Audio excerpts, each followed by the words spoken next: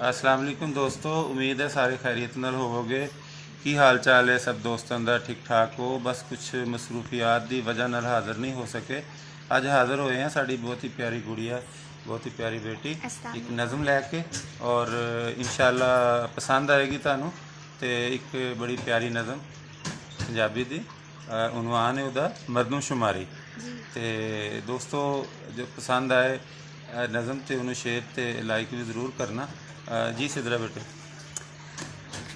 मरदमशुमारी करदा जदों मैं गली चों लंघिया, निक्के जे छपरे चों कोई खंघिया। झात मार जद मैं अंदर लंघिया, झात मार जद मैं अंदर लंघिया, ओने सी मेरे कोलों पानी मंगिया।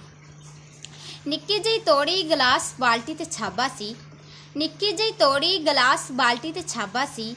अलानी जी मंजी ते पिया 80 सालां दा बाबा सी। तोड़ी चो पानी में गिलास च पा लिया, तोड़ी चो पानी में गिलास च पा लिया। फड़ के गिलास बाबे मूँह नूं ला लिया। पछाणिया नी शेरा केड़ा तू पाई होए, कित्थे कार केड़े पिंड दा तू गराई होए।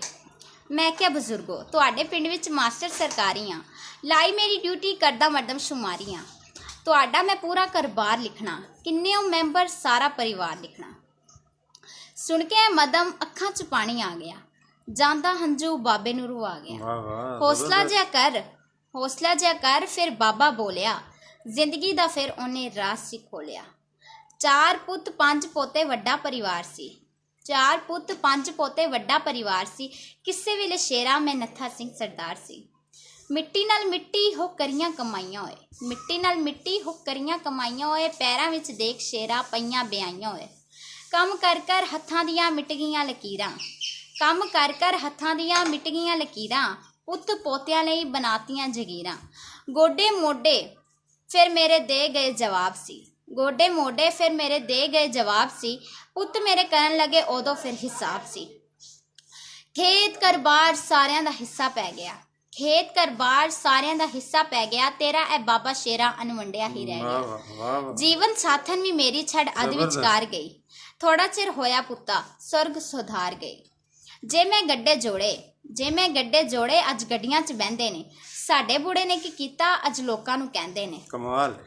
लोकों लज्जों डरदियां एक दूजे दी गल मन लई, लोकों लज्जों डरदियां एक दूजे दी गल मन लई। महीना महीना सामण दी चारा ने वारी बन लई। 30 ते 31 दा शेरा फिर पंगा पै गया। मार्च मई वाले कहंदे बुढ़ा एक दिन वध रह गया। जा एक गल कन्नी पा दी, जा एक गल कन्नी पा दी अपनी तू सरकार दे। हर बाजे दी जित हुंदी औलाद दे हत्थों हार दे। मैं उठ खड़ा बेबस होके, मैं उठ खड़ा बेबस होके। अखां चों खारा पानी बह गया। पेन डिग गया हथ चों मेरे, फार्म भी खाली रह गया। बजुर्ग हुंदे ने घरां दियां रौनकां, बजुर्ग हुंदे ने घरां दियां रौनकां। ना रौनकां घटायो सोहणियो, ऐ माली ने बूझे लाण वाले तुप्पे ना बिठायो सोहणियो। वाह वाह, ज़बरदस्त, थैंक यू जी, बहुत शुक्रिया। थोड़ा हाथ हिला दें, लाइक करिएगा, शेयर ज़रूर करिएगा, दुआओं में याद रखिएगा। अस्सलाम वालेकुम।